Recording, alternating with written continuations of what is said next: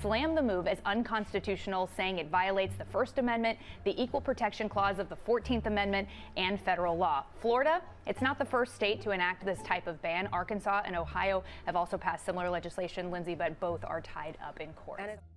What's going on, everybody? Welcome back to another episode of Unrestricted. I'm your host, Peter. Today, we're going to talk about a bill that was passed by Governor DeSantis in Florida.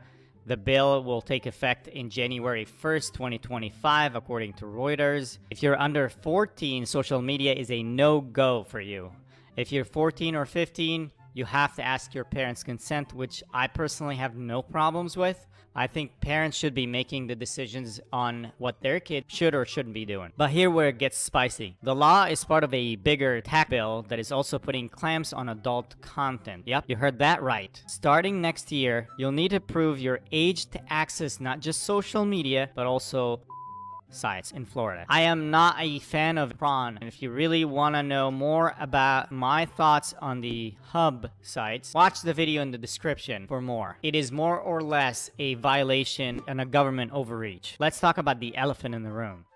Privacy, that is. This law means parents and kids have to be vetted and verified, revealing their real identity online. That is not just a slap in the face to free speech, it is also a full-on body slam to privacy rights. We're talking potential violations of both First and Fourth Amendment rights, folks. But wait, there's more. This is all happening while there's a lot of chatter about banning TikTok amid serious concern about the situation in the Middle East. Some folks are linking the push for these laws to broader geopolitical issues like the conflict between Israel and Palestine, and it's hard not to wonder if there's more to the story. Governor DeSantis says that this is all about protecting kids from online predators and the addictive nature of social media. But critics argue that this is just another way for the government to keep tabs on us, infringing on our rights to speak and seek information freely. Tech companies are up in arms, predicting lawsuits left and right. They're calling the bill unconstitutional and a threat to Floridians' privacy. Imagine if tech companies are calling a bill unconstitutional. That should make you freak out. Let's not forget the impact on the adult industry, with companies like the prawn hubs of the world